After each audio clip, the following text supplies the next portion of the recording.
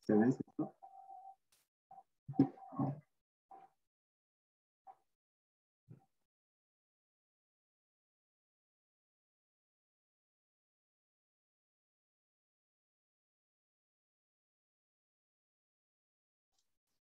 Otra vez estamos teniendo problemas con compartir, pero el Franco va a compartir desde mi computador.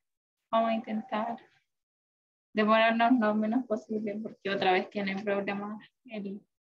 Hermosa la alabanza. Aclamad a Jehová con arpa. Cantádele con salterio y decacordio. Cantádele cántico nuevo. Hacedlo bien, tañendo con júbilo. Porque recta es la palabra de Jehová, y toda su obra es hecha con fidelidad. Él ama justicia y juicio, y de la misericordia de Jehová está llena la tierra. Gracias, Señor. Gracias, mi Señor. ¿Estamos listos para alabar, mi niña? Estamos entrando en el otro computador. Ahí entramos.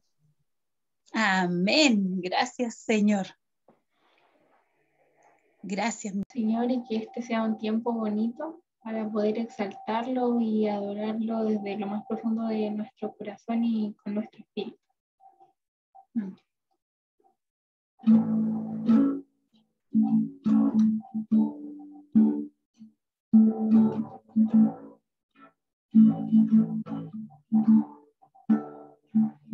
Padre nuestro del cielo,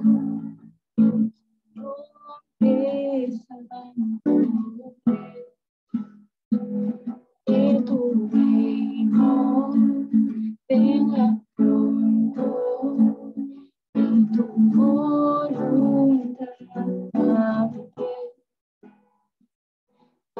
aquí como el cielo, aquí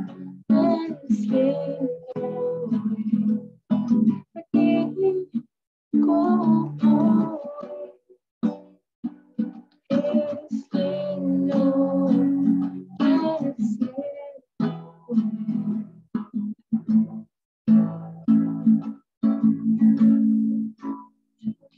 Padre nuestro del cielo, nombre santo es, que tu reino venga pronto y tu voluntad bien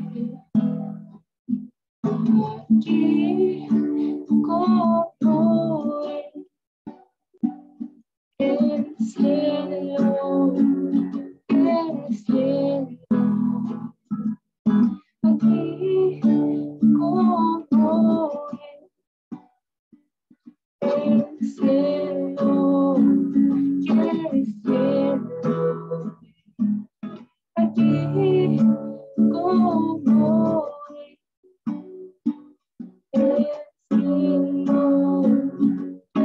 cielo, aquí como el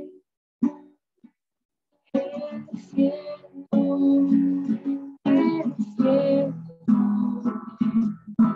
tuyo es el reino, tuyo el poder es tuya, es la gloria por siempre. Amén.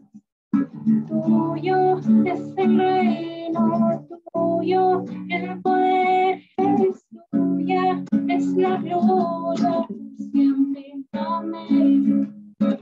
Tuyo es el reino, tuyo el poder es tuya, es la gloria por siempre. Amén. Tuyo es el reino, tuyo el poder es tuya, es la gloria por siempre. Amén. Aquí como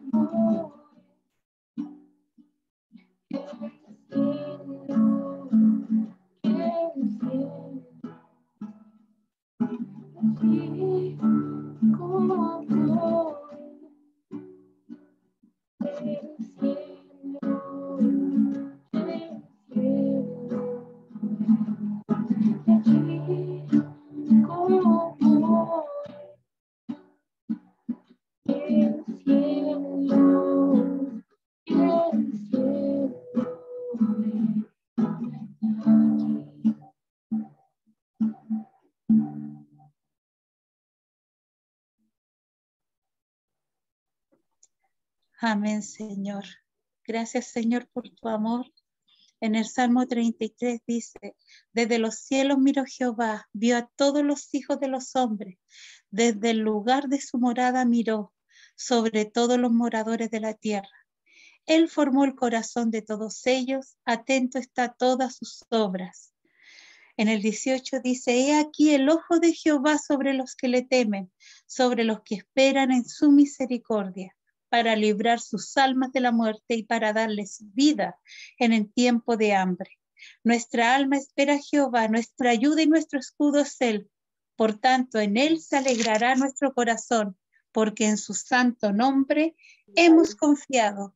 Sea tu misericordia, Jehová, sobre nosotros, según esperamos en ti. Amén. Sigamos alabando a nuestro Rey.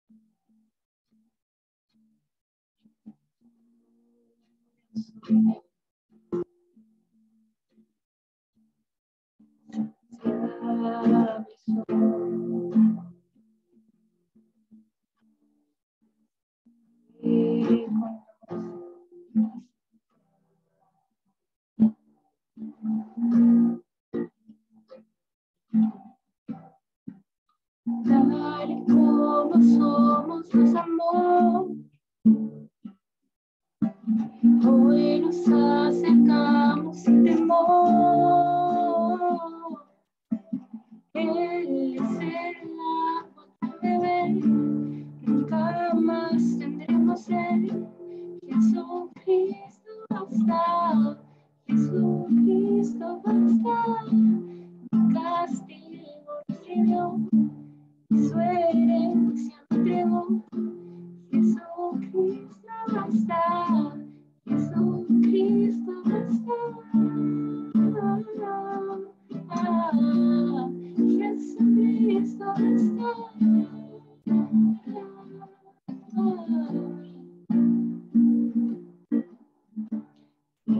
Estar cansado, llamar de amor.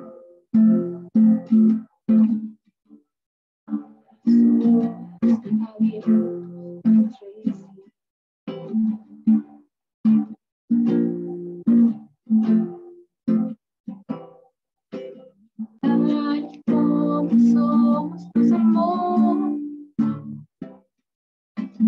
Hoy nos acercamos sin temor. Él es el agua que beber, nunca más tendremos sed. Jesucristo basta, Jesucristo basta. Mi castigo recibió, su herencia me entregó. Jesucristo basta, Jesucristo basta.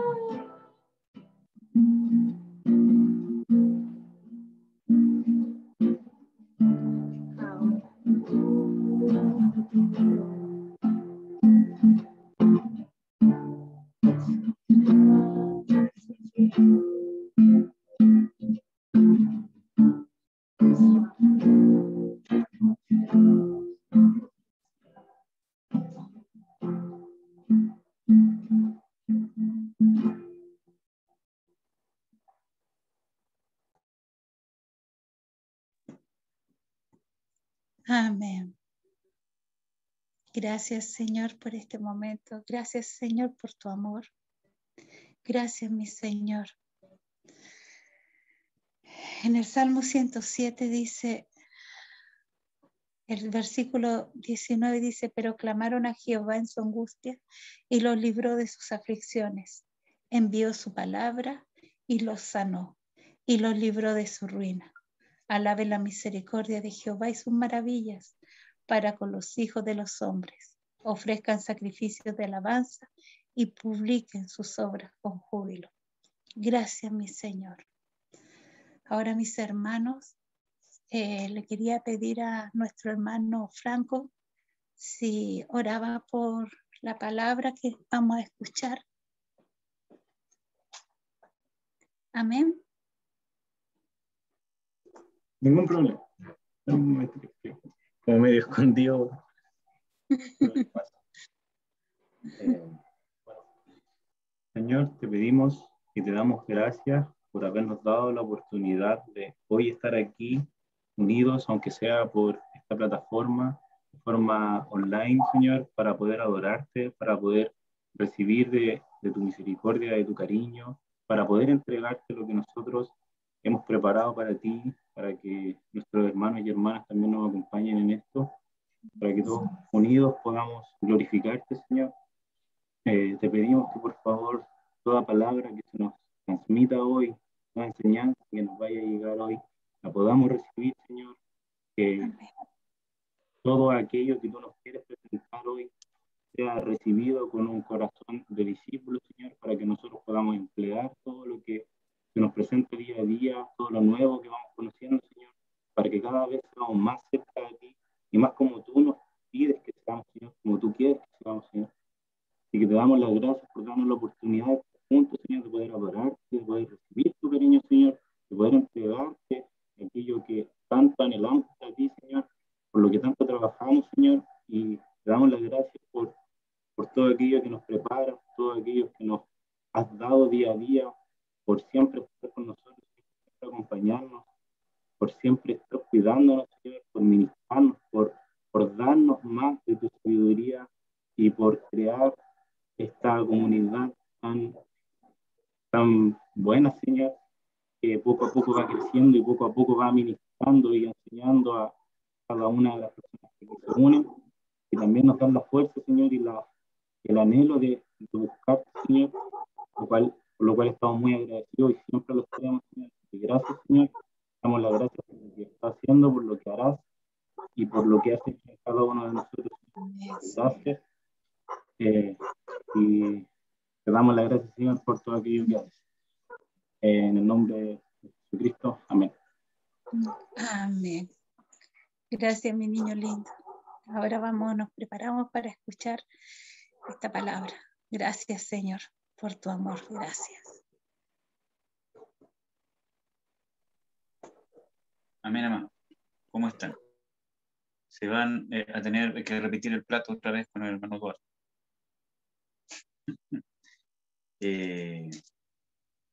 Bueno, amados, realmente quería poder compartir, ¿cierto?, sobre la segunda venida del Señor Jesús. En estos días Dios me estaba inquietando de que es necesario hablar sobre la segunda venida del Señor Jesucristo. Yo intento no hablar tanto del tema en sí mismo, de cómo va a ser, ¿cierto?, aunque está claro en las Escrituras, porque siempre hay como un intento de escudriñar esas cosas, pero que en la gran mayoría de las veces escarba, por querer saber cómo van a ser los últimos tiempos, por querer tener más revelación que otra iglesia, etcétera, etcétera.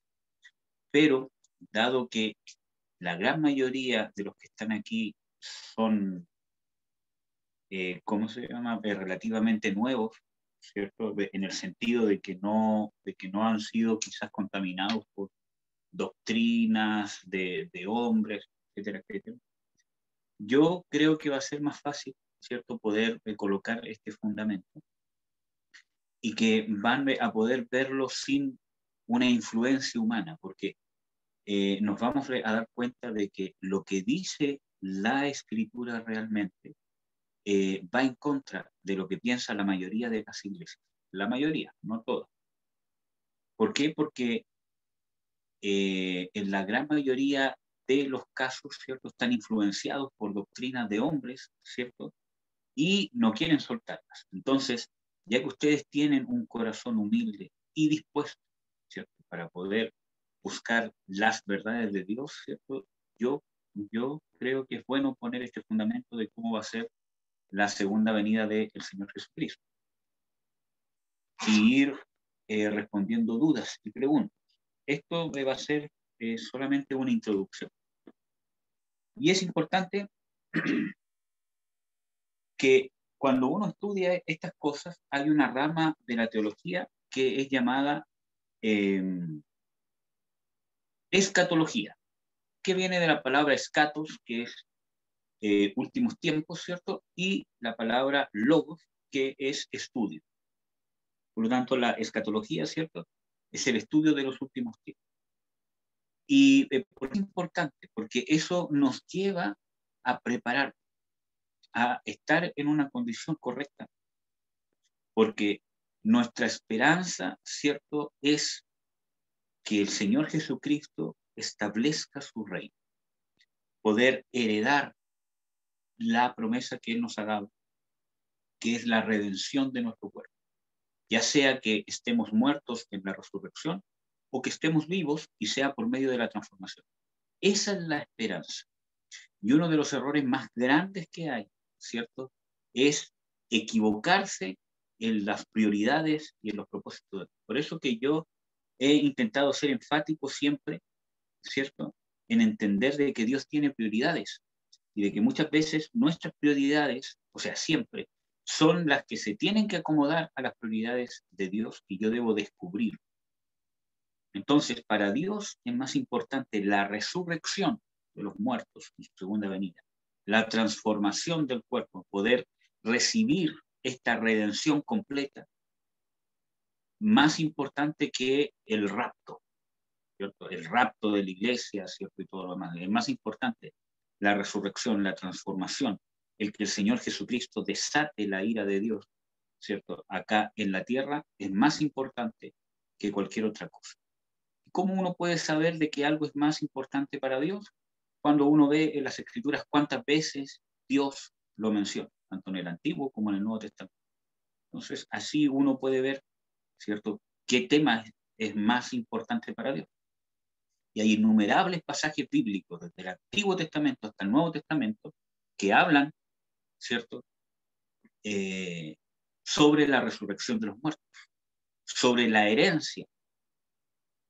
Dios habla sobre su promesa de la consolación que viene del padecimiento, del sufrimiento, y todo eso se da en la regeneración, en la resurrección. Entonces, también habla de la instauración del reino, de que Jehová será rey, que el Señor Jesucristo será rey, que Él instaurará justicia en todo el mundo, etcétera, etcétera. Innumerables pasajes bíblicos hacen alusión al reino de Dios establecido aquí en la tierra, físicamente, y además, ¿cierto?, hace alusión innumerables pasajes bíblicos sobre el día grande y terrible de Jehová, el día de Jehová, aquel día, el día de la ira, el día de la retribución, que son sinónimos, que hacen una indicación del mismo evento o del mismo día, que en realidad ¿cómo se llama? No es un día físico, ¿cierto?, sino que habla de un evento que tiene un inicio y tiene un fin. Entonces, ¿cuál es el primer error que yo considero, ¿cierto?, que uno comete al poder interpretar estos temas o cualquier otro tema? No entender las prioridades de Dios, o no buscar cuáles son las prioridades de Dios y a qué tema Dios le da más importancia. Hubo, por ejemplo, un caso de un hermano, ¿cierto?, ¿cómo se llama?, que nos decía, ¿por qué ustedes oran y usan ángeles en la liberación, en la sanidad, si realmente fuimos sanos y fuimos libres por la sangre del Señor Jesucristo y en el nombre del Señor Jesucristo? Entonces, cuando uno da una breve explicación, dice, mire, ciertamente nosotros somos sanos, somos salvos y somos libres solamente en el nombre de Jesús, pero las Escrituras hablan de que los ángeles son ministradores que están al servicio de los herederos del reino de Dios. Entonces, no, pero es que aquí, que allá. Entonces, miren, si es importante, ¿cierto? Es más importante el tema de la redención en Cristo, de la liberación, que si los ángeles están presentes o no. ¿Por qué? Porque Dios habla muchas veces de los ángeles, pero da más importancia a la redención, a la sanidad, etcétera, etcétera. Entonces, son temas que como que no son para perder el tiempo, ¿cierto? En que aquí, que dime, que te digo. ¿Por qué? Porque uno tiene que entender las prioridades de Dios y así vamos a actuar sabiamente. Y lo mismo con este tema de la segunda venida del Señor Jesucristo. Debemos entender qué es más importante para Él. Segundo error que se ha cometido en todas las iglesias es, bueno, no en todas, pero en el 80% quizás, ¿cierto? Es, es el nivel de autoridad, el nivel de revelación que hay en las escrituras. No todos los escritores bíblicos tienen el mismo nivel de revelación, ¿no? Hay que pensar de que los profetas tienen un nivel de revelación, los apóstoles tienen un nivel de revelación, y hablo de los que están en la Biblia, ¿no? Y obviamente Jesús tiene un nivel superior de revelación. Entonces, cuando no entendemos eso, ¿cierto? Nuestra columna vertebral se deshace. En cualquier tema, hermano, que ustedes quieran estudiar, cualquier tema, las enseñanzas de Jesús, la forma de ser de Jesús, el ejemplo de Jesús, las palabras de Jesús o las referencias que Jesús hace sobre ese tema son el pilar central de la enseñanza. Y sobre ese pilar yo debo desglosar, ¿cierto?, las otras enseñanzas que son entregadas por apóstoles, por profetas, tanto del Antiguo Testamento como del Nuevo Testamento. Entonces, Jesús es el que nos reveló al Padre. Es a Él a quien el Padre le ha revelado todo, como Él mismo dice. A mí el Padre todo me lo ha revelado. Como oigo, hablo. Entonces, es más, dice de que el Padre le ha revelado a Jesús y le revela todas las cosas. Entonces, Jesús tiene más revelación que el profeta Daniel, que el profeta Isaías, que el profeta Jeremías, que Pablo, que Pedro, que Juan, que Judas. Tiene más revelación que cualquier otro profeta o cualquier otro apóstol o cualquier otro personaje bíblico. Y ese es un error, ¿cierto?, que nos desvía y nos hace malinterpretar los pasajes bíblicos, porque en todo esto que tiene que ver con escatología, ¿cierto?, hay muchos pasajes que son muy simbólicos. Entonces, como son muy simbólicos, ¿cierto?, eso se presta para diferentes interpretaciones. Por ejemplo, mira, hermano, hay muchos símbolos en las escrituras que significan diferentes cosas. Por ejemplo, el agua, ¿cierto?, puede significar la palabra de Dios, como dice en Efesios 5, que dice de que Jesús lavó a su iglesia o lava a su iglesia por el lavacro del agua por la palabra, dando, ¿cierto?, de que el agua es un símbolo de la palabra de Dios, pero también es un símbolo del Espíritu Santo. Cuando dice en Juan 7, ¿cierto?, que correrán ríos de agua viva de su interior a todos los que crean en Jesús, diciendo esto del Espíritu Santo que habían de recibir todos los que creyesen en él. Entonces, hace una directa alusión al agua, al Espíritu Santo. Entonces, en cada pasaje bíblico, ¿cierto?, necesitamos una correcta interpretación, quizás de alguna simbología que hay, según el contexto bíblico y según el discernimiento y según el panorama bíblico completo. Entonces, así hay muchos elementos más, ¿cierto?, que tienen dos significados, hasta tal punto que algunos pueden significar algo positivo y algunos pueden significar algo negativo. Por ejemplo, la levadura en las escrituras es símbolo del pecado o de la vieja, naturaleza. Cuando Pablo habla de que debemos vivir en una nueva vida, ya no con la vieja levadura de pecado. Pero también Jesús, el mismo Jesús, usa la levadura como símbolo del reino de Dios. de que el reino de Dios es como una mujer, ¿cierto?, que puso o escondió la ¿cómo se llama?, levadura en una masa, ¿cierto?, etcétera, etcétera. Entonces, es importante poder mantener esa revelación, y para eso necesitamos un corazón abierto a descubrir realmente lo que Dios quiere y no querer tergiversar las escrituras o usar las escrituras para poder probar algo que yo creo. ¿Mm? Entonces, ¿cuál es el error que se ha cometido? Darle más importancia al arrebatamiento o al rapto que a la segunda venida de Jesucristo o al reinado de Jesucristo aquí en la tierra, al juicio de Dios en contra del mundo inconverso o la redención del cuerpo, la resurrección de los muertos. Eso es totalmente fundamental. Entonces, realmente se le ha dado mucho énfasis, y se han escrito libros, se han hecho estudios, se hacen seminarios que están centrados en el rapto de la iglesia, cómo va a ser, cuándo va a ser, que quiénes se van, que quiénes se quedan, que cuándo, que el tiempo, que cuánto falta, etcétera, etcétera. Cuando ese no es el centro es la venida del Señor. El centro no es que la iglesia va a ser raptada, entre comillas, sino que el centro es que el Dios Todopoderoso, hecho hombre, el Rey, viene a cumplir todas las promesas acá en la tierra. Viene a establecer su reino y a reinar con su iglesia. Ese es el centro, hermano.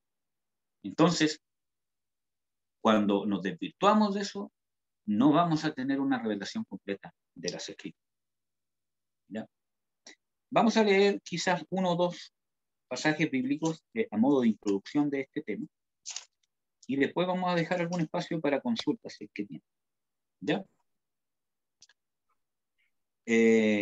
Vamos a abrir, a ver si ustedes pueden abrir Mateo 24. Porque hay muchos que toman estas revelaciones sobre la segunda venida de Cristo, ya sea del profeta Daniel o de Pablo. Incluso yo he escuchado a grandes ¿cómo se llama?, maestros, ¿cierto?, decirle que Pablo es el que tenía la mayor revelación de la segunda venida de Cristo. Y eso no lo dice en ninguna parte.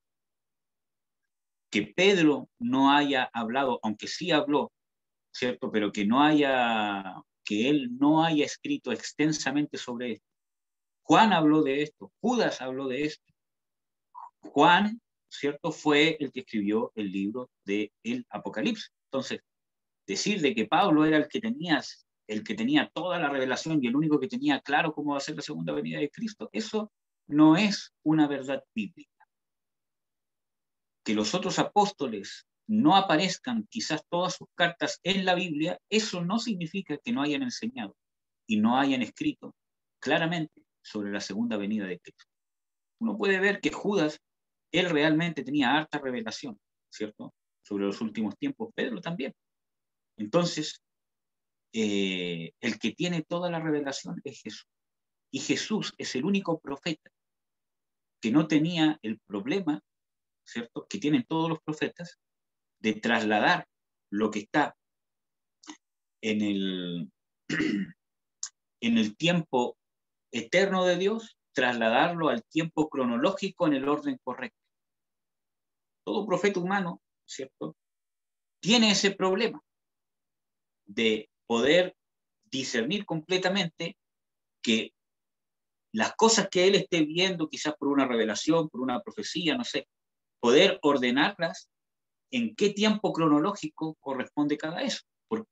O sea, en qué tiempo cronológico va a corresponder cada una de las cosas que él está viendo, porque Dios vive en un eterno presente. Por eso que Juan, en el Apocalipsis, él vio cosas como si estuviesen, ¿cómo se llama?, ocurriendo en el tiempo presente, pero realmente eran cosas que aún no habían pasado. Y vio cosas que ya habían pasado. Entonces, el único que no tenía ese problema es Jesús. Él sí podía ordenar, ¿cierto?, todo lo que estaba en el tiempo eterno o kairos de Dios, ¿cierto?, al tiempo cronológico humano, para poder darlo en un orden exacto, en un orden correcto. Entonces vamos a leer una de las partes donde el Señor Jesucristo habla de la segunda venida, que es Mateo 24. Y vamos a hablar específicamente de su segunda venida.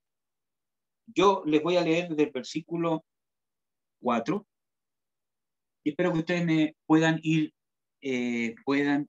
¿cómo se llama? Siguiendo esta lectura. Dice, y respondiendo Jesús les dijo, mirad que nadie os engañe, porque vendrán muchos en mi nombre diciendo yo soy el Cristo, y a muchos engañarán. Y oiréis guerras y rumores de guerra. Mirad que no os turbéis, porque es menester que todo esto acontezca, mas aún no es el fin. Porque se levantará nación contra nación, reino contra reino, y habrá pestilencia, hambres y terremotos por todos los lugares. Y todas estas cosas serán principio de dolores. Entonces, ¿cómo se llama este periodo de tiempo que está describiendo el Señor Jesucristo? Principio de dolores, que es el tiempo que estamos viviendo nosotros. A las puertas de otro periodo que se llama la Gran Tribulación. Pero estamos viviendo el tiempo de principio de dolores, donde ciertamente se han estado cumpliendo hace bastantes años atrás, ¿cierto? Quizás un siglo o más, incluso, o más quizás, ¿cierto? Estas cosas. ¿Qué más dice? Y aquí viene, ¿cierto?, lo que va a ocurrir con la iglesia en este periodo. Entonces os entregarán para ser afligidos, y os matarán, y seréis aborrecidos de todas las gentes por causa de mi nombre. Aquí está hablando del aborrecimiento que tiene el mundo, el cristianismo, hacia los cristianos, hacia sus valores, hacia sus convicciones, y ya estamos viendo que esto cada vez está tomando más fuerza. Ya no solamente es una minoría, sino que es una moda, es un pensamiento social, es parte del pensamiento del mundo, y es una normalidad, ¿cierto?, ver al cristianismo como algo atípico, como algo exagerado, incluso como enemigos de la evolución de la sociedad. Entonces, y muchos entonces serán escandalizados y se entregarán unos a otros, y unos a otros se aborrecerán. Ahí está hablando de la condición de la iglesia. Cuando habla de que se entregarán y se aborrecerán, está hablando de lo que va a pasar adentro de ellos. ¿Ya? ¿Qué más dice? Y muchos falsos profetas se levantarán y engañarán a muchos. Y por haberse multiplicado la maldad, el amor de muchos se enfriará.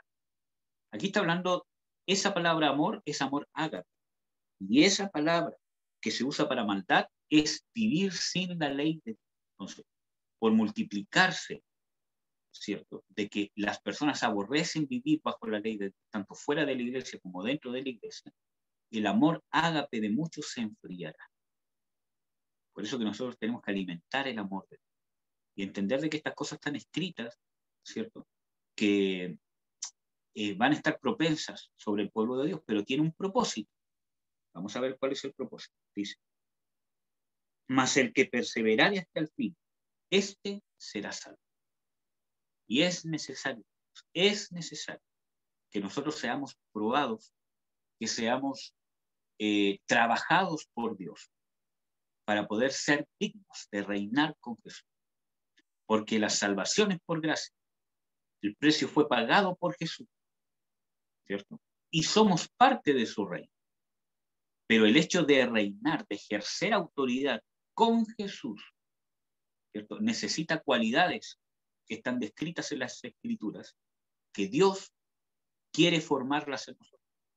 Por eso que Pablo dice de que el sufrimiento momentáneo que uno pueda vivir en esta tierra, o la tribulación momentánea que pueda vivir en esta tierra, no se ha de comparar con la gloria postrera o con la gloria venidera. ¿Qué más dice?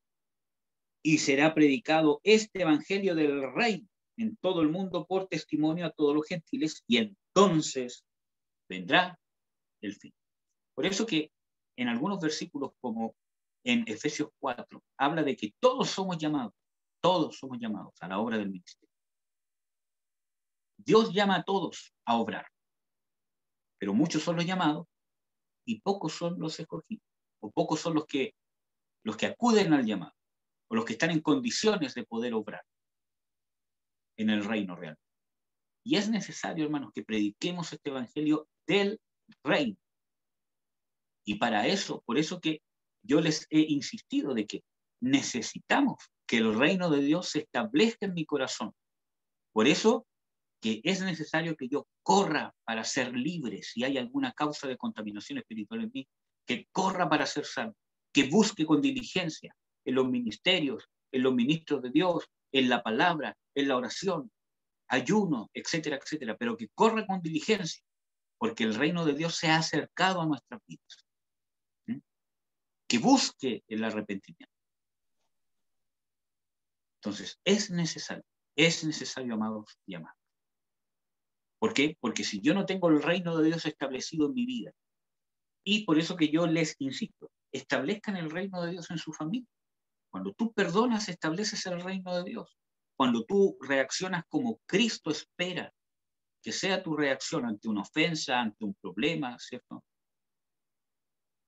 Estás estableciendo el reino de Dios. El amor y la fe es las bases del reino de Dios, porque así estableció el reino de Dios Jesús.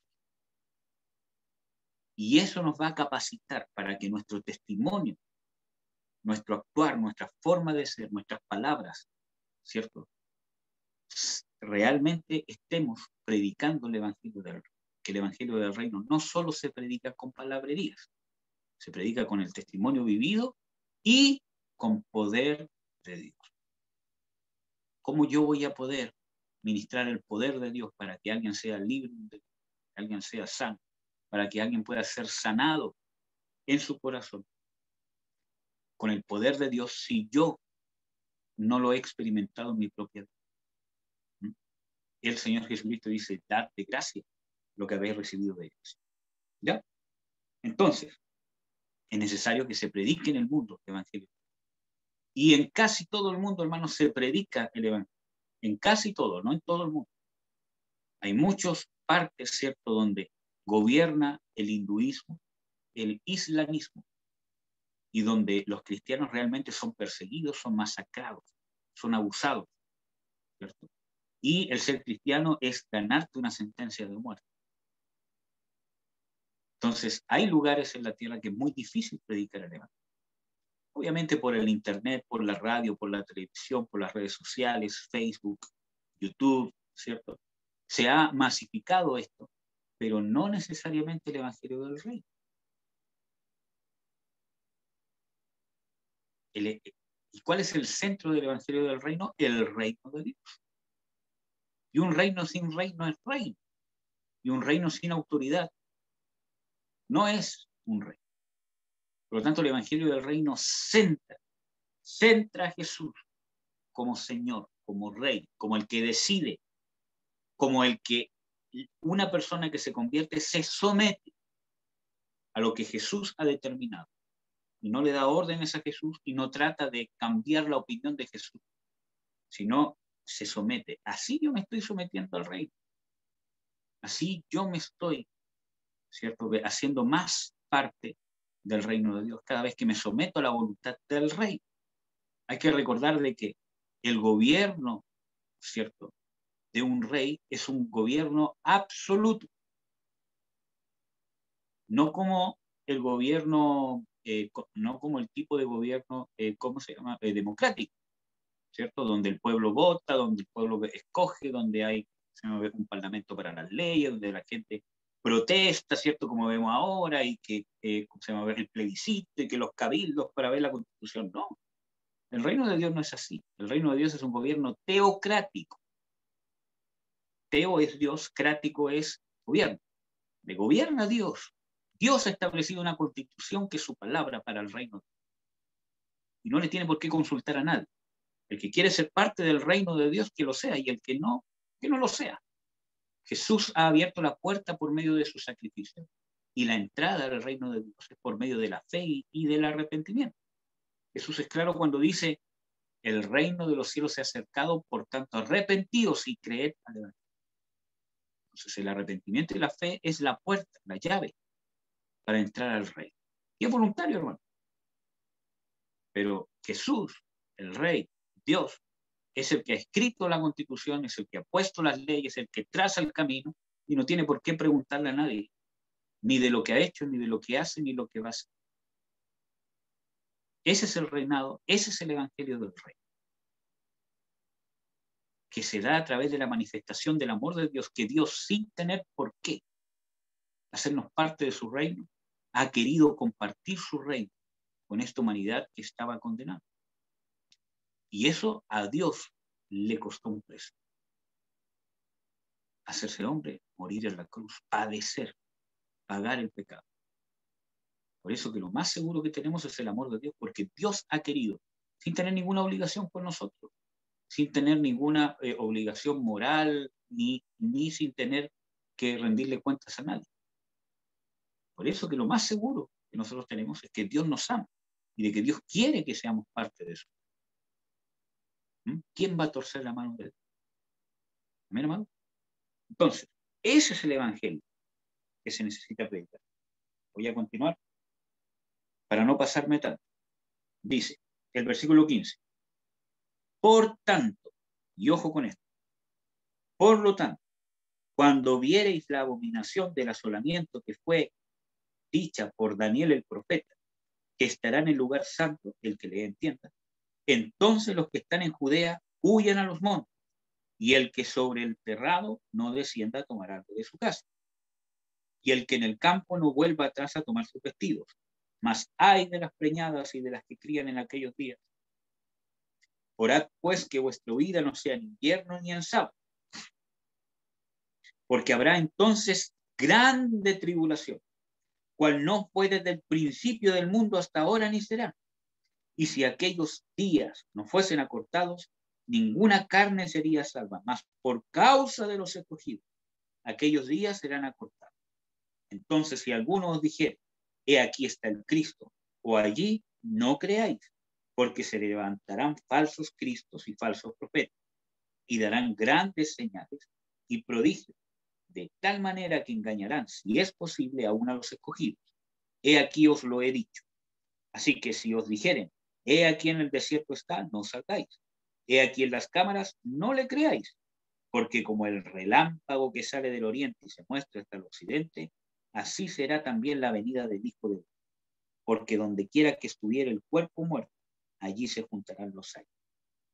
En todos estos versículos que vimos, desde el 15 al 29, o sea, el 28,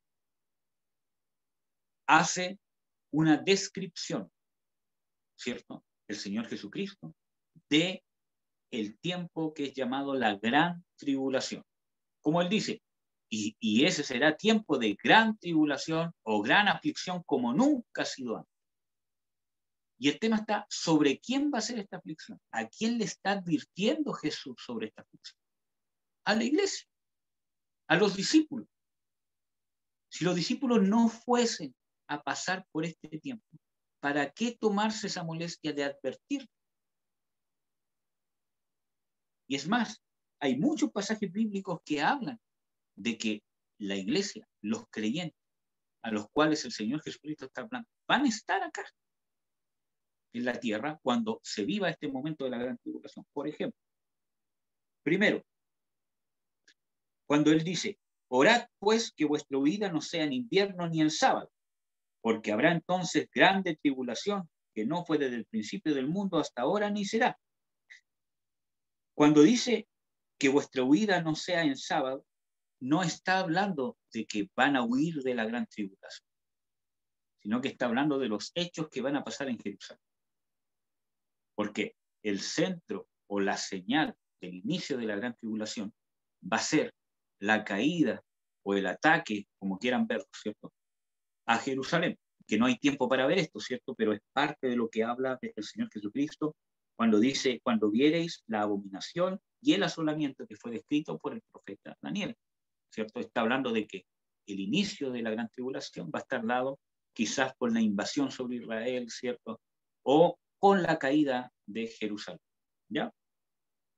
Entonces empezará la gran tribulación. El versículo 22 dice, y si no fuesen acortados aquellos días, ninguna carne sería salva, mas por causa de los escogidos, aquellos días serán acortados.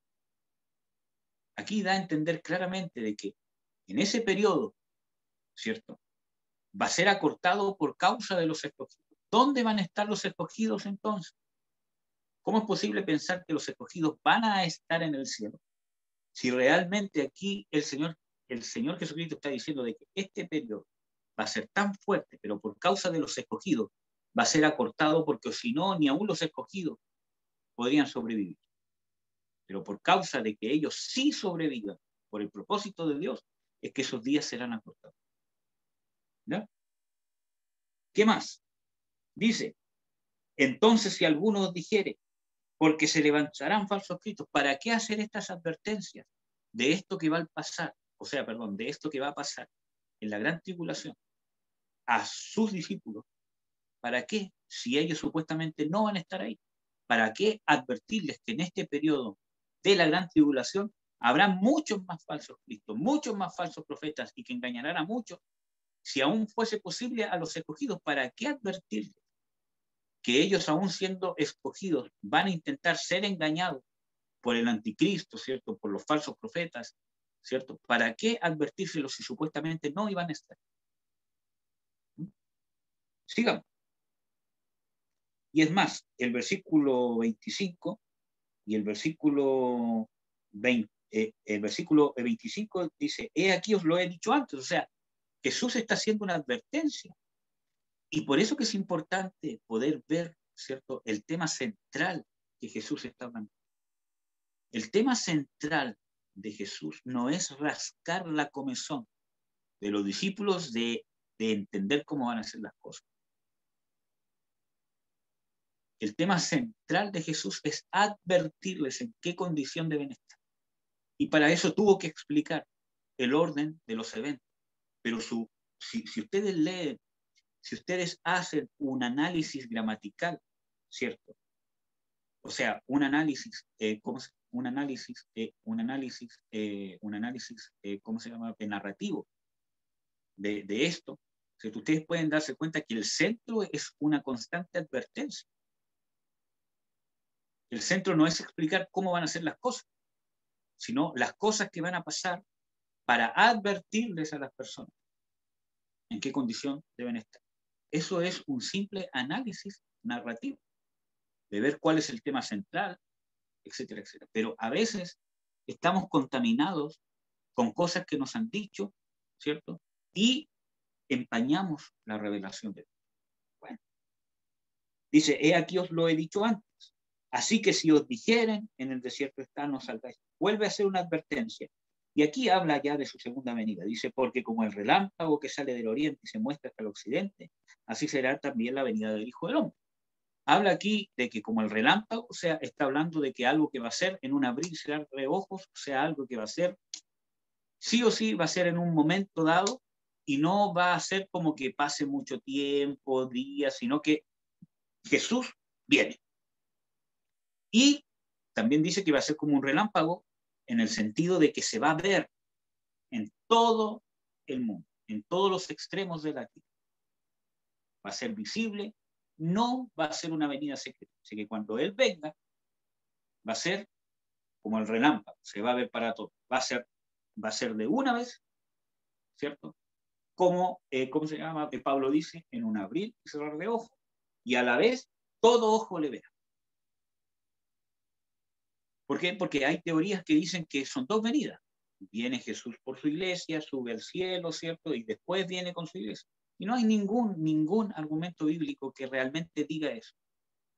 Los versículos bíblicos que son usados para eso son sacados de contexto y no son expuestos por los otros versículos bíblicos, y mucho menos con el orden principal que da Jesús de los últimos tiempos. Y que Él mismo revela cómo va a ser su segunda vez.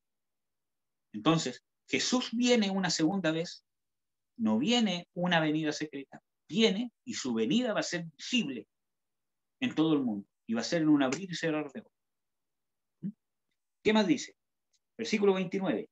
Y luego, después de la tribulación de aquellos días, el sol se oscurecerá y la luna no dará su lumbre y las estrellas caerán del cielo y las virtudes o los poderes de los cielos serán conmovidos.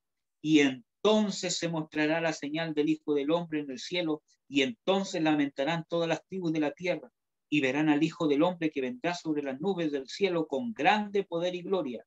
y enviará sus ángeles con gran voz de trompeta y juntarán sus escogidos de los cuatro vientos de un cabo del cielo hasta el otro.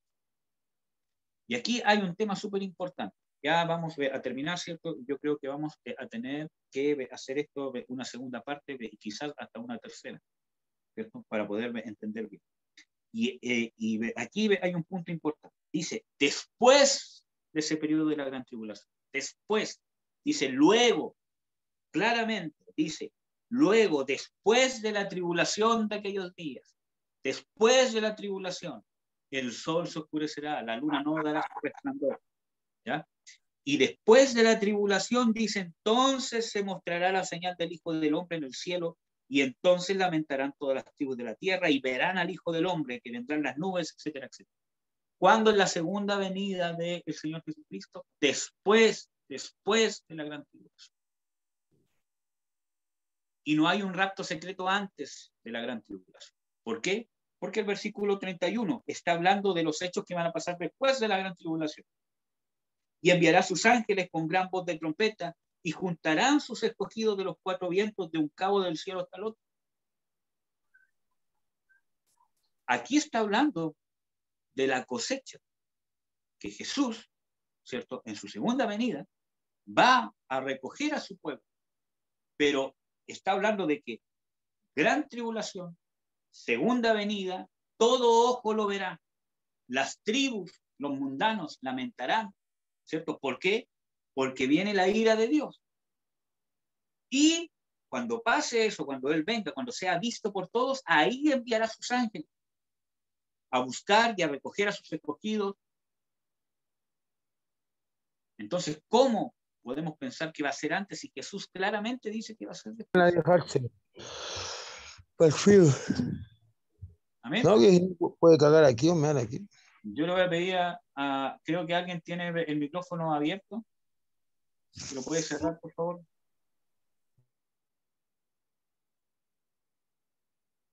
Gracias. Entonces, amados, entonces la segunda venida de Jesús va a ser después de la gran tribulación. Y después Jesús recoge, o en su segunda venida, recoge, después de la gran tribulación, a sus escogidos. Los mismos escogidos que Jesús ha venido diciendo en la descripción de la gran tribulación que van a intentarse de engañar. Y a los mismos escogidos que Jesús les está advirtiendo que en ese periodo de la gran tribulación, ¿cierto?, van a haber muchos falsos cristos, falsos profetas que los van a intentar. ¿Cómo vamos a pensar que los escogidos van a ser raptados antes de su segunda venida o antes de la gran tribulación? Si claramente Jesús da este orden. ¿Amén? Entonces, amados hermanos, miren, yo voy a subir este video, ¿cierto? Como todos a YouTube, porque hay harta gente que ve estos videos, ¿cierto? Y es probable que haya mucha gente que ve estas prédicas y al escuchar esta quizás ya no quiera más escuchar nada que yo predico. ¿Por qué? Porque este tema está tan arraigado, ¿cierto?, que contradecir lo que siempre se ha creído realmente ha traído división en la iglesia. Aunque es un tema importante, es uno de los temas, como yo les compartía el otro día, es uno de los temas que no es una doctrina fundamental. Si hay otra iglesia que piensa que el orden de la segunda venida del Señor Jesucristo tiene otro orden, no es como para dividirnos, como para pensar que es una herejía. Es una doctrina que es importante, ¿cierto? Que para mí, porque creo de que esto tiene una directa relación con los escogidos de Dios y con el reino de Jesús y con la preparación para el reino, ¿cierto?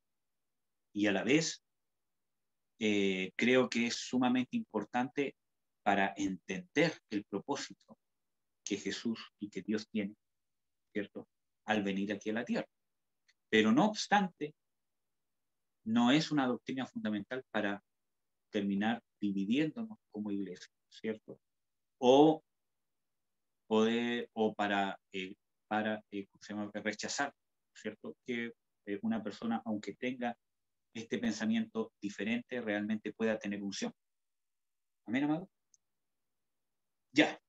Nosotros tenemos que entender, hermanos, y ahora sí que es verdad que para terminar, porque voy a hablar como 5 minutos, tenemos que entender, hermanos, que nosotros hemos sido puestos por Dios para tribulación. En Primera de Tesalonicenses dice claramente, porque uno de los errores que es, ¿cómo se llama? Lo que vamos a ver el próximo sábado, uno de los errores más graves que se cometen al interpretar los versículos bíblicos sobre esto es confundir el periodo de la gran tribulación, que no es un tema principal para Dios, aunque es nombrado más de una vez en las Escrituras. No, quizás hay 3, 4, 5 versículos bíblicos que hablan específicamente de la gran tribulación en sí mismo, pero hay innumerables pasajes bíblicos que hablan del día grande y terrible de Jehová, el día de la ira. Entonces, uno de los errores más comunes al interpretar, ¿cierto?, la escatología o los últimos tiempos es confundir este periodo de la gran tribulación con el día de la ira o el día grande y terrible de Jehová. Entonces tenemos que entender que son dos cosas diferentes, que es lo que vamos a ver y lo que vamos a probar públicamente el próximo sábado, ¿cierto? Que son dos días diferentes. El periodo de la gran tribulación tiene un propósito y inicia en cierto evento y termina en cierto evento, y el día de la ira inicia en cierto evento y, bueno, en realidad en las Escrituras no hay ciencia cierta en qué tiempo termina, pero tiene un inicio y tiene una duración y tiene un propósito diferente al de la gran tribulación. Cuando no entendemos eso, confundimos muchos pasajes bíblicos que están hablando del día de la ira y creemos que están hablando de la gran tribulación, o algunos que están hablando de la gran tribulación y realmente están hablando del día de la ira. Son dos eventos diferentes. Entonces, en Primera de Tesalonicenses, ¿qué dice, amado? Dice lo siguiente. Déjeme buscar el pasaje bíblico específico. Primera de Tesalonicenses 3:3. Para que nadie se conmueva por estas tribulaciones, que vosotros sabéis que nosotros somos puestos para esto. ¿Para qué somos puestos? Para tribulación. En Primera de Pedro dice claramente que lo que padecemos, con fe lo padecemos porque es necesario padecer para que nuestra fe sea aprobada como el oro en el crisol y poder ser parte de la gloria que Dios quiere manifestar por medio de su. Entonces, la tribulación, la aflicción tiene un propósito en el creyente y la tribulación se soporta. Pablo dice que es necesario, o sea, es necesario, es inevitable que por muchas tribulaciones entremos al reino de Dios. No por algunas, no por pocas. Por muchas tribulaciones entremos al reino de Dios. Y no está hablando de la salvación. Y no está hablando de entrar al reino, de que podamos inmiscuirnos en el reinado de Jesús. Porque Jesús quiere compartir su autoridad para ejercer su reino. Aquí en la tierra, en el tiempo ahora, hoy presente, y mucho más en el tiempo milenial. Entonces, para poder ser introducidos en ese reino, necesitamos. Dice que por muchas tribulaciones, no pocas, no algunas, es necesario que entremos al reino de los cielos por muchas tribulaciones. Entonces, Pedro dice, no, que no se sorprendan como si cosa extraña os aconteciese cuando sois afligidos, porque eso se hace para vuestra prueba. Entonces, la tribulación es para el reino de Dios y produce prueba, forma, depura, saca las impurezas, saca lo malo, establece lo que Dios quiere establecer en el corazón del hombre. No obstante, en el mismo Primera de Tesalonicenses, dice el versículo 5, o sea, el capítulo 5, versículo 9, porque no nos ha puesto Dios para ira, sino para alcanzar salvación por nuestro Señor Jesucristo. Entonces vemos aquí una aparente contradicción. En el capítulo 3, en el versículo 3 dice de que somos puestos para tribulación, o puestos para aflicción. Y en el 5:9 dice de que no somos puestos para ira, porque la ira y la tribulación son cosas diferentes. La tribulación no es un descargo de la ira de Dios. La tribulación, ¿cierto?, es una prueba de Dios, que nos sustenta Dios por medio de su amor, por medio de la fe, para formarnos, porque Dios sabe, ¿cierto? Dios sabe el valor que tiene la eternidad más que nadie, y sabe que una aflicción momentánea en esta vida tan corta que vive el ser humano, como dice el Salmo de que el hombre como la hierba son sus días. Un día estuvo, el otro ya no estuvo. Así es para Dios toda nuestra vida, vivir 100 años, 120 o más. Es como un soplo comparado con su eternidad. Entonces, Dios sabe de que una aflicción en esta vida, por muy grande que sea, no se ha de comparar con el beneficio que va a traer en la eternidad. Por eso que la Biblia nos exhorta a poner la vista en Jesús, poner la vista en las cosas de arriba. Y así se crea la fe. Mirar, buscar mirar lo que Dios ve. Así que cualquier aflicción que estés pasando, amado y amada, familiar, cualquier cosa que estés pasando, tribulación de cualquier índole, no es casualidad. Tiene un propósito de formarte, quebrantarte, corregirte, disciplinarte, no sé, pero tiene un propósito de prueba, de depurarte, de crear en ti el carácter de Jesús. ¿Duele? Claro que duele porque es tribulación, es prueba. Dios te está probando como el oro en el crisol. Cuando yo pruebo el oro en el crisol, es para que tenga una alta temperatura tan grande que las impurezas empiezan a salir y el oro se purifica. Porque en la aflicción se ve nuestro carácter. Si realmente creemos en Dios, si realmente tenemos voluntad para resistir el pecado. Y ahí, en la aflicción, nos damos cuenta que en realidad quizás no amamos tanto a Dios como pensábamos. O quizás no somos tan fuertes en nuestras convicciones como pensábamos. Y Dios no lo hace para decir, viste que no eras así, sino porque Dios ya lo sabía. Y nos hace pasar por esas circunstancias para que nosotros nos demos cuenta, nos podamos arrepentir y recibamos lo que Dios nos quiere dar para poder vencer esa debilidad. Eso es el proceso de perfeccionamiento.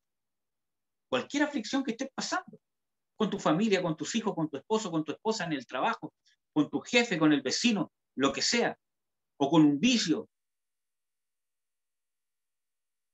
Dios te quiere mostrar tu debilidad. Dios ya la ve y aún así te ama y te va a seguir amando. Pero muchas veces nosotros creemos que somos más de lo que realmente somos. Que yo tengo convicciones, que yo tengo fe, que yo amo a Dios, etcétera, etcétera, porque estamos bien. Pero cuando viene la aflicción, la prueba, nos damos cuenta que no hay voluntad de orar. No hay esta voluntad, ¿cierto?, que tengo cuando me siento bien. Y eso nos hace ver nuestra debilidad, nuestra carencia, y nos hace depender de la provisión de Dios. Nos hace amar más a Dios porque vemos que aún en mi debilidad Dios me sigue amando. Y que Dios me dice, hijo, ese eres tú y yo te amo. Y quiero yo fortalecer. Nos hace depender más. La aflicción, la tribulación tiene un propósito, depurar, probar al reino de Dios. O sea, al pueblo de Dios. Entonces, ese es el propósito de las tribulaciones. Pero la ira, dice ahí que no somos puestos para ira. Y en Romanos 5 dice de que por causa del sacrificio de Jesucristo hemos sido salvos de la ira. ¿Cuánto más, si siendo ya justificados, seremos salvos de la ira? Entonces, la tribulación no tiene nada que ver con la ira de Dios. La ira de Dios es juicio y no es para el pueblo de Dios. Y es clara la Biblia, innumerables pasajes. Ya les he nombrado 2 por lo menos, pero hay innumerables pasajes bíblicos que hablan de que la ira no es para el pueblo de Dios, y mucho menos para los que han sido redimidos por la sangre de Jesucristo. La ira es juicio. La ira es castigo. No es prueba, no es formación. Es simplemente castigo, una recompensa, ¿cierto? Una retribución, una condena, que no es para el pueblo de Dios porque nosotros hemos sido redimidos. La prueba tiene el propósito de formar. Está en la soberanía de Dios. Está bajo el control de Dios. Dios no está enojado con nosotros en la prueba y en las aflicciones. Dios nos está amando, nos está formando, nos está dando de su eternidad. Pero la ira, que no es para el pueblo de Dios, como vemos aquí que dice que no hemos sido puestos para ira, o en Romanos 5, ¿cierto? El que dice que cuanto más, si hemos sido justificados, seremos salvos de la ira, ¿cierto? La ira es para las personas que nunca quisieron convertirse a Dios y que aborrecieron a Dios, lo rechazaron y son enemigos de Dios. Entonces ven que tienen propósitos diferentes. ¿Cómo van a hacer lo mismo? Nosotros no somos puestos para ira y la ira de Dios no va a caer sobre nosotros. Ahora, ¿cómo nosotros vamos a ser salvos de la ira? Ese es un tema también que vamos a hablar. ¿Cómo va a ser eso en la práctica? ¿Ya? Que tampoco va a ser en un rapto secreto, sino que tiene otra versión bíblica, por decirlo así. Entonces, amados, es necesario, por muchas tribulaciones, que entremos al reino de Dios. Somos puestos para eso. Es que yo quiero ser feliz, es que, etcétera, etcétera. Tú vas a ser feliz, vas a tener un gozo. Dios te va a prosperar, Dios te va a bendecir, pero a la vez Dios nos va a tratar en las áreas que necesitamos ser tratados para ser parte. Y eso es parte del escogimiento de Dios. Cuando una persona tiene que entrenar para una carrera y quiere ser el mejor, sufre más que todos los demás.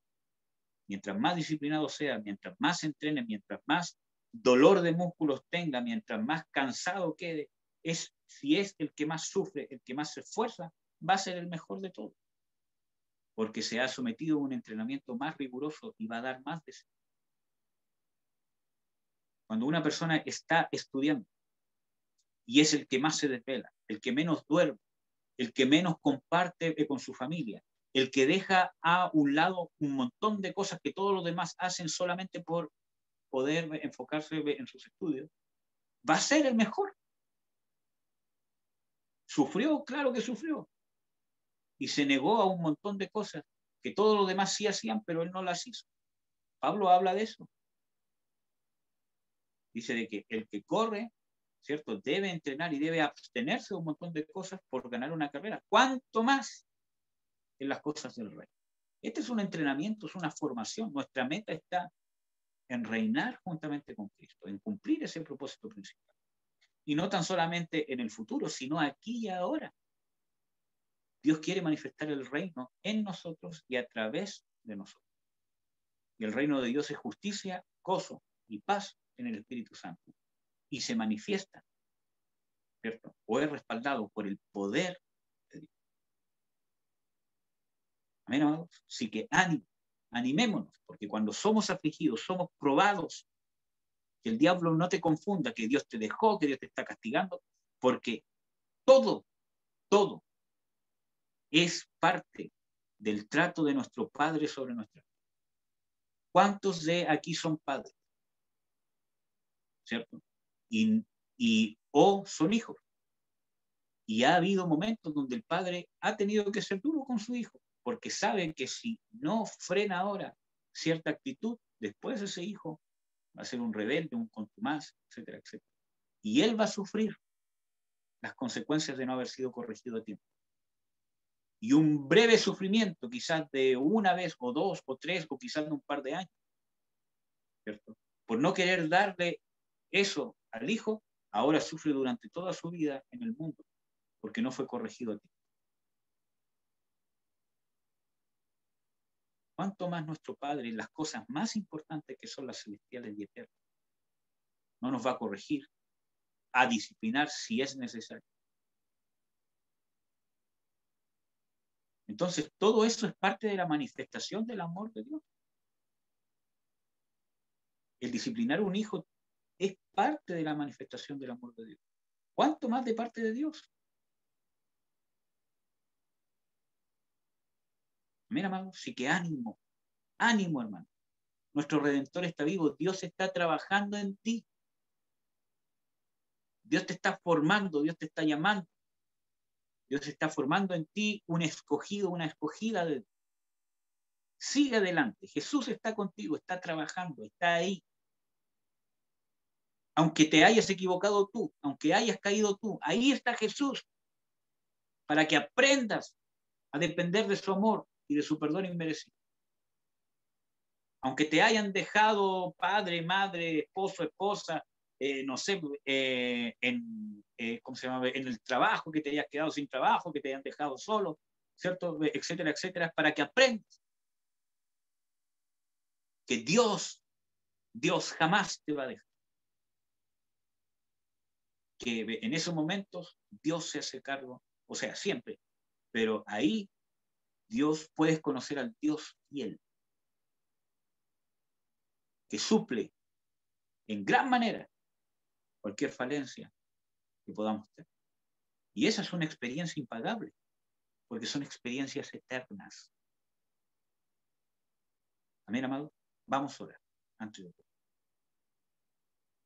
Padre, en el nombre de Jesús te bendigo. Bendigo a mis hermanos, a mis hermanas. Yo te ruego, Señor, que nos abras el entendimiento. Señor, no para poder entender o poder satisfacer nuestra comezón, quizás de entender los últimos tiempos, sino para entender la sustancia de qué significa que tú vengas aquí a la tierra. En qué condición deseas que estemos, qué es lo que tú deseas que hagamos, y entender tu fidelidad hacia nosotros y el gran privilegio que nos das, y el gran privilegio que nos das de padecer por ti, de ser probados por ti. Es un privilegio que el ser humano no merece, que tú te tomes el tiempo y te tomes la molestia de corregirnos, de afligirnos muchas veces, o de bendecirnos, o de alentarnos, o de animarnos. Yo te ruego que nos infundas tu unción de ánimo, de fortaleza, de poder sobre nuestros corazones para seguir adelante. En el nombre de Jesús de Nazaret. Amén. Amén, amados.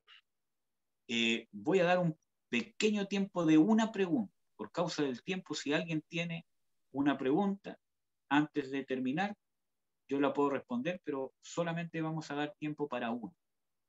Si alguien tiene alguna pregunta con respecto a esto.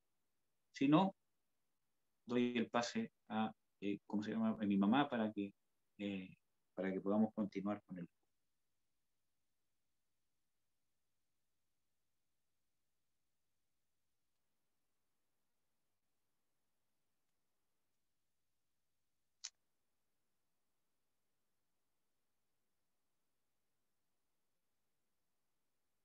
Bueno, yo, hermanos, realmente espero que esto haya sido de gran bendición para ustedes, amados, y que los anime, ¿cierto?, a escudriñar más de este tema. Yo espero el próximo viernes poder seguir compartiendo este tema, ¿cierto?, y que realmente podamos entender cómo va a ser el orden de la segunda venida de Jesucristo y principalmente su propósito de su venida y su propósito que tiene con nosotros aquí y ahora. Amén, amados. Un abrazo. Dios los bendiga. Gracias por la paciencia. Amén. Gracias, mi Señor, por todo, Señor, por hablarnos de esta manera y por guiarnos, Señor, en algo tan maravilloso como eres tú. Y podernos preparar, porque como tenemos un Dios, Jehová de los ejércitos, pertenecemos a un reino eterno. Gracias, Señor, porque nos estás preparando día a día y momento a momento con tu palabra, con tu amor, con tu redarguir y sobre todo en Cristo nuestro Rey y Señor, que como Él se sometió a ti, tal como decía tu palabra hoy, Señor, se sometió a ti en obediencia, Señor, en una obediencia plena, en una obediencia donde padeció, pero viendo lo que venía, Señor, un padecimiento que traería la gloria a tu nombre y traería salvación para nosotros, Señor. Ese fundamento, Señor, que es Cristo, lo que Él vivió, lo que Él padeció, pero el resultado, viendo lo que había de venir, lo que había de ser, Señor, ¿cómo lo llevó a cabo, Señor? En esa perseverancia y en un sometimiento completamente a ti. Ayúdanos, Señor, a ser así. Ayúdanos, Señor, a tomar todo esto, Señor, viendo el reinado que es contigo, Señor, para ser ejemplo. Ayúdanos, Señor, a prepararnos, como decía tu palabra, como ese soldado, a entrenar, Señor, para estar atento, apercibido, Señor, para ti. Y que todo lo que venga de ti, Señor, en cada prueba, Señor, danos la conciencia, Señor, de alegrarnos, porque el Padre se preocupa de su Hijo. El Padre limpia su ropa, el Padre limpia su cara, el Padre prepara a su Hijo cada vez con una mejor armadura, con mejor herramienta para seguir adelante. Y eso es lo que haces tú, Señor, librándonos a nosotros, dándonos a entender, saliendo a la luz todos nuestros pecados, todas nuestras transgresiones, Señor, porque hemos sido perdonados y liberados por ti, Señor, para recibir la administración que corresponde en liberación, Señor, y en perdón, Señor. Gracias, Señor, por ello. Danos conciencia, Señor, de enderezar nuestra senda hacia ti. Y en cada tribulación que hemos de pasar, Señor, danos la conciencia, Señor, para seguir adelante con ese gozo, Señor, y esa mirada como la tenía Cristo, Señor.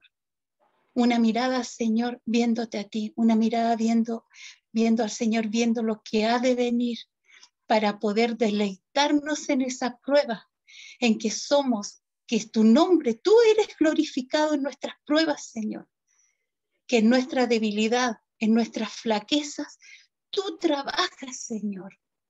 Eso es grande, Señor. Pruébanos, Señor, para ser realmente dignos de ti. Pruébanos, Señor, porque es la única manera, Señor, que la vanidad y la soberbia nos enseñoreen de nosotros, Señor.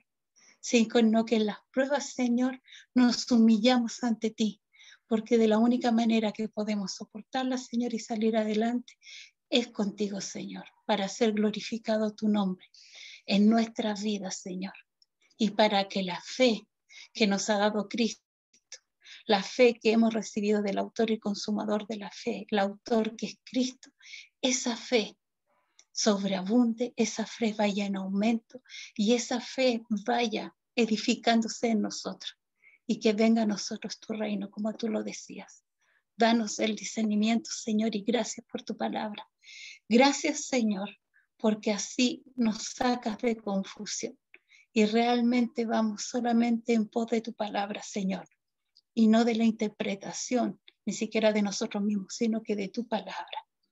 Ahora vamos a alabar al Señor para poder terminar con gozo, poder terminar realmente con la fortaleza del Señor y poder terminar con la alegría que tenemos a un Rey que vive y reina y que predicamos a un Cristo resucitado y que tenemos la grandeza de servirle y el honor y la responsabilidad grande de servirle. Gracias, Señor. Amén, mi amada hermana Fer, para que alabemos al Señor.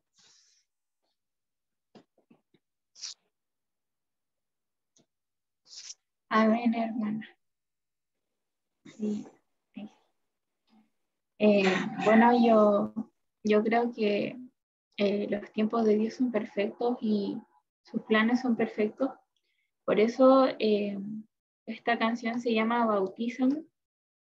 Y para que entiendan un poco el sentido de la canción, es el bautismo de fuego, que yo creo que no es una coincidencia el que el Señor haya puesto esta adoración en mi corazón. para que Dios nos pase tal cual como el oro en el crisol.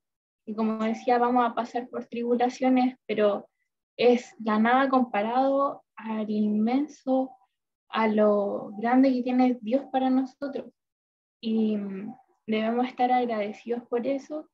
Así que espero que esta sea una administración muy bonita, que Dios se pueda glorificar y exaltar en este momento y que nosotros les podamos entregar todo nuestro ser a Él. Así que eso.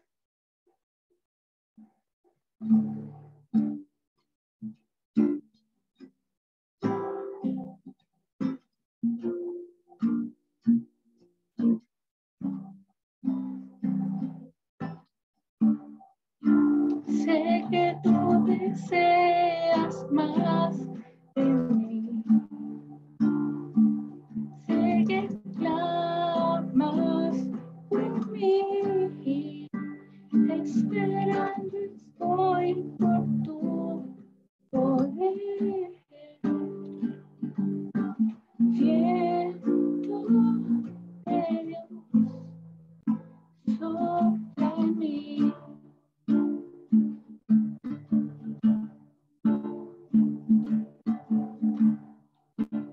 Sé que tú deseas más de mí. Sé que clamas por mí. Esperando estoy por tu poder. Viento de Dios sopla en mí.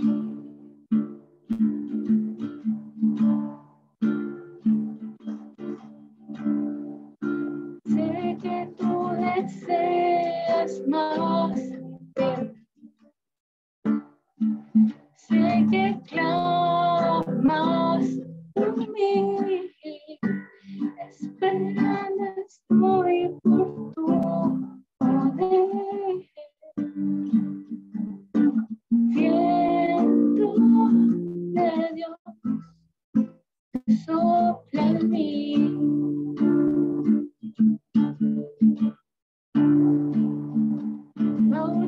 Bautízame con tu fuego.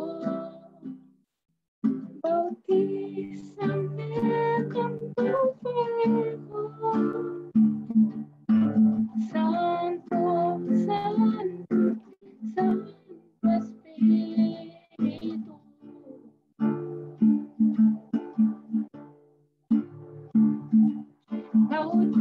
Bautízame con tu fuego. Bautízame con tu fuego. Santo, santo, santo Espíritu.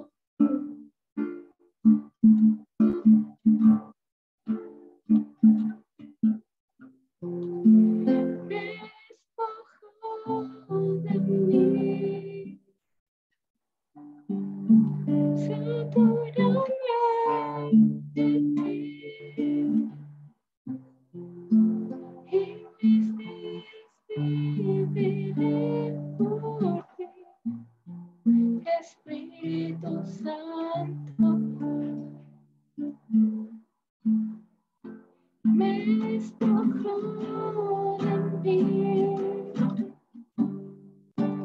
Satúrame de ti. Y mis días viviré por ti. Espíritu Santo.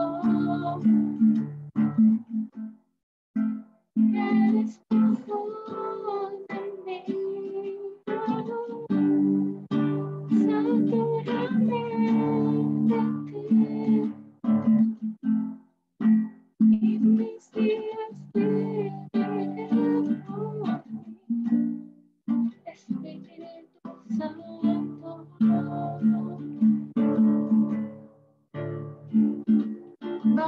Bautízame con tu fuego.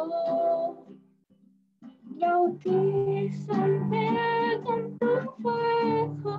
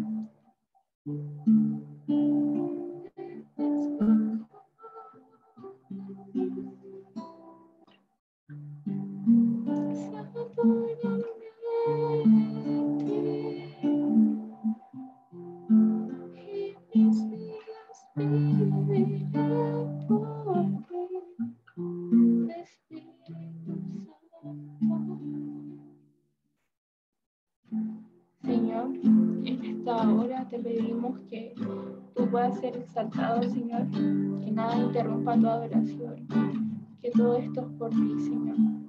Nosotros te pedimos que tú nos bautices realmente en tu fuego, Señor. Te pedimos que realmente puedas abrir nuestro corazón, Señor, puedas abrir nuestro entendimiento para poder hacer todo en ti. Te pedimos que nos ayudes, Señor, a poder comprenderte, Señor, y más que eso, hacer tu voluntad, Señor. Te pedimos que nos ayudes, Señor, a hacer todo lo que está en tus planes, Señor, y que nos demos cuenta que tus planes son perfectos, Señor. Te pedimos que nos ayudes, Señor, que tú seas el único exaltado, Señor, en todo momento. Te damos gracias, Señor, en tu nombre.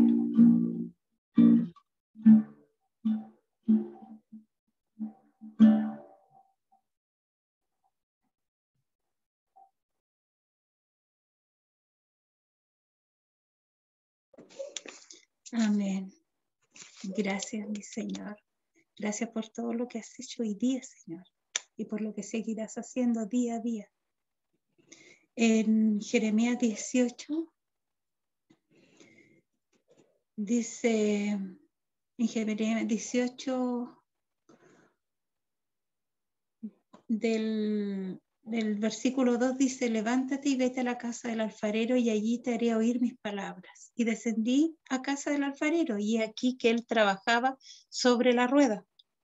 Y la vasija de barro que él hacía se echó a perder en su mano y volvió y la hizo otra vasija, según le pareció mejor hacerla. Entonces vino a mí palabra de Jehová diciendo: ¿no podré yo hacer de vosotros como este alfarero, oh casa de Israel? Dice Jehová.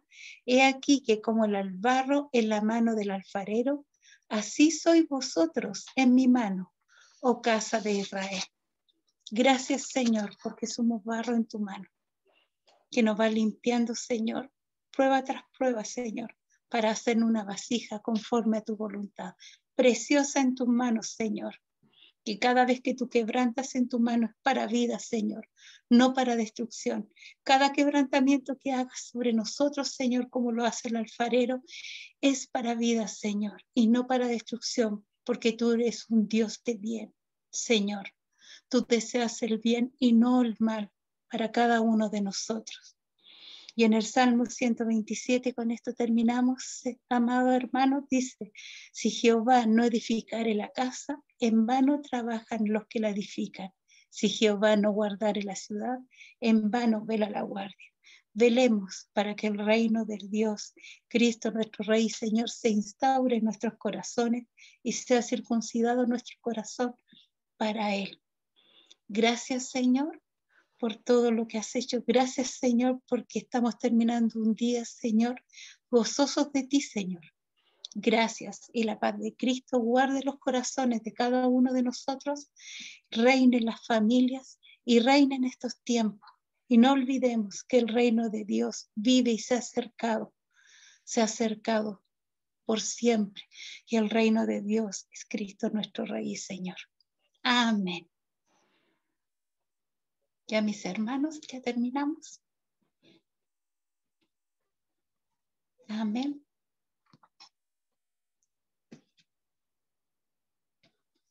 Ahora se pueden saludar para despedirse, mis hermanos lindos. Claudita, estás con Gabriel. Qué lindo haber estado contigo hoy día, mi niña, mi hermana Vale, Laura y Mauri. Mis hermanos Bendiciones, lindos. hermanos. Bendiciones, Hola, ¿cómo están todos? Gabrielito. Gabrielito. Oh, Tecita.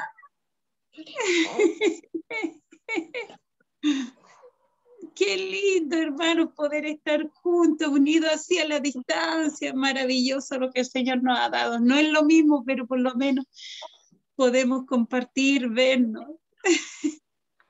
sí, es un... ¿No Falta tienen? ver, No. falta ver a los otros hermanos. Le Sí, decía que pues mi no veo hermano, a Laura ni a Mauri. le decía que Gabrielito ha escuchado respetuosamente la palabra mientras duerme.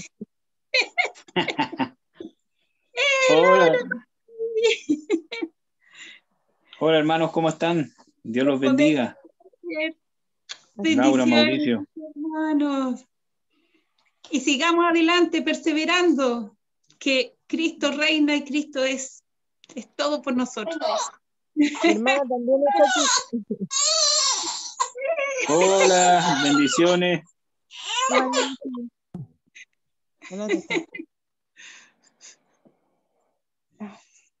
Bendiciones, amado, que tengan una noche, pero fabulosa en el Señor. Y mañana un día más todavía hermoso en el Señor. Igual para todos por allá. Sí, gracias por estar. Gracias de verdad, bendicen mi vida la bendice mucho al verlos, de verdad.